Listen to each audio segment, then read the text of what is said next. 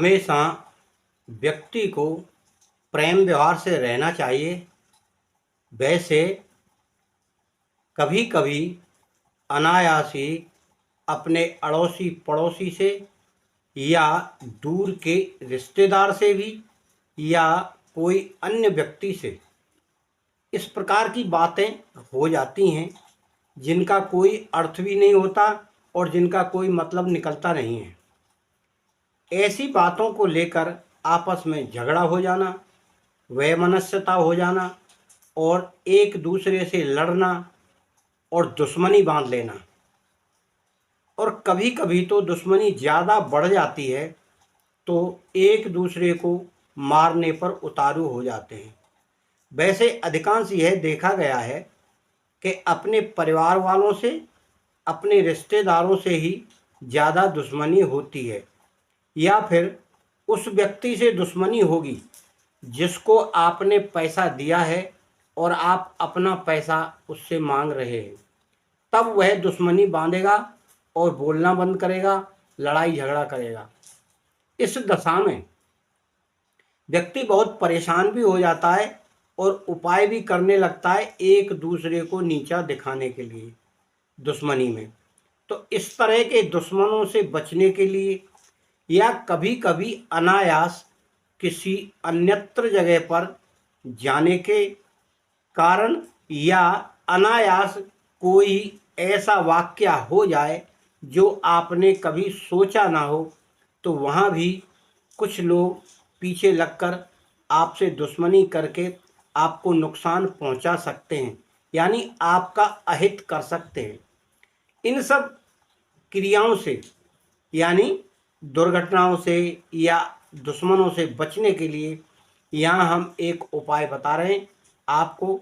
आप उस उपाय को करेंगे तो दुश्मन आपका कुछ भी नहीं कर पाएंगे, क्योंकि दुश्मन तभी कर पाता है जब या तो आपके बारे में पता लग जाए या कोई सूचना दे दे या फिर उसके मन में गिलानी हो, आपके प्रति बहुत ज़्यादा नफरत हो। इस कारण से वह आपसे हमेशा दुश्मनी बनाकर आपको धोखा देने की, नुकसान पहुंचाने की या फिर कुछ ऐसा करने की जिससे आपको घाटा हो और आप उन्नति ना कर पाएं।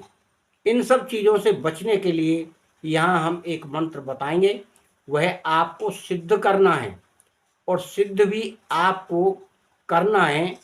यह रवि पुष्य नक्षत्र में ही सिद्ध करना है, उस पर यह सिद्ध किया जाएगा। आपको विधि विधान हम यहाँ बता दे रहे हैं और आप उसे अपने उससे करें, यानी आपको उसका उपाय करना है। तो रवि पुष्य जब पड़े, रवि पुष्य में आपको चमेली की जड़ लाना है और चमेली की जड़ को लाकर विधि विधान से सिद्ध करना है। सिद्ध करने की विधि हमने बहुत सारी वीडियो में बताई है, लाने की विधि बताई है और सिद्ध करने की विधि बताई है। केवल यहाँ हम इसमें मंत्र बताएंगे। आपको मंत्र 11 माला जाप करना है। पूजा कर लें, पहले पूजा करके धूप दीप नैवेद्य दिखा के सामने प्लेट में रख लें और 11 माला मंत्र का जाप करना है, तो वह सिद्ध हो जाएगी। और उसको सिद्ध करने के बाद आपको चांदी के ताबीज में भरना है। ताबीज में भर के आप उसे बंद कर देंगे और आपको सोचना भी है साथ साथ कि यह मैं इसलिए बना रहा हूँ, मेरी दुश्मनों से रक्षा होगी, अब मेरा दुश्मन कोई कुछ नहीं बिगाड़ पाएगा। और आप जंगल में भी जाएंगे तो वहाँ आपके जो हिंसक जानवर हैं वह भी आपको अटैक नहीं करेंगे जल्दी।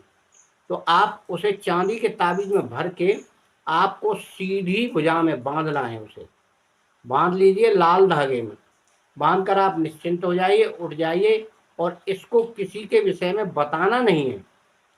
सारा कार्य गुप्त करना है और जड़ लाने का हमने तरीका जैसे पहले बताया था वही तरीका इसमें है और इसको सिद्ध करने का भी वही तरीका है। क्योंकि बार बार बनाने से वीडियो बहुत लंबी हो जाती है, इसलिए आप दूसरी वीडियो आपने देखी होगी तो आप समझ गए होंगे कि रवि पुष्य में यह कैसे सिद्ध करना है। अगर आप यह सोचते हैं कि हम सवेरे नहीं ला सकते तो आप शाम को ले आइए। क्योंकि इस रवि पुष्य में शाम को भी नक्षत्र पड़ रहा है। आप शाम को लाएं तो सूर्यास्त के बाद लाएं, परंतु आपको निमंत्रण एक दिन पहले देना है, यानी शनिवार को निमंत्रण आप दे आइए। निमंत्रण शाम को भी देकर आ सकते हैं, सवेरे भी देकर आ सकते हैं, ऐसी कोई बात नहीं है, पर आपकी छाया नहीं पड़ना चाहिए उस वृक्ष पर। तो आप चमेली का पौधा तलाश लें और वहाँ से जितनी भी ज़रूरत हो उतनी जड़ ले आएं। पूरा पेड़ उखाड़ने की ज़रूरत नहीं है, क्योंकि पेड़ मर जाएगा। आप छोटी ले आएं, 1 इंची, 2 इंची, 4 इंची लाकर आप उसे सिद्ध कर लें, धो लें और सिद्ध करके आपको तावीज़ बनाना है। मंत्र इसका यह है, आप इसको 11 माला जाप करें। मंत्र इस तरह पढ़ना है, ओम नमो भगवते रुद्राय सर्ववदनी त्रैलोक्य कास्तरणी हुम फट स्वाहा। और जब आप कहीं जाएं तो इस मंत्र को 21 बार पढ़ लें, फिर आप जाएं तो आपकी सुरक्षा हमेशा रहेगी। वैसे तो आप रोज़ पढ़ लीजिए 21 बार, कोई दिक्कत नहीं है। जब आप पूजा पाठ करते हैं तो सामने खड़े होते हैं या बैठते हैं, बैठकर 21 बार मंत्र का जाप कर ले। मंत्र कोई बड़ा नहीं है, बहुत आसान मंत्र है और आपके लिए हमेशा शत्रुओं से रक्षा करेगा। मित्रों, आप वीडियो लाइक, शेयर, सब्सक्राइब करें और जय माता की लिखना बिल्कुल ना भूलें, क्योंकि ऐसा शब्द जो आपके कल्याण का है तो जय माता दी अवश्य लिखें। यह कमेंट में लिखें, या कोई बात कहना चाहें तो वह कमेंट में लिखें।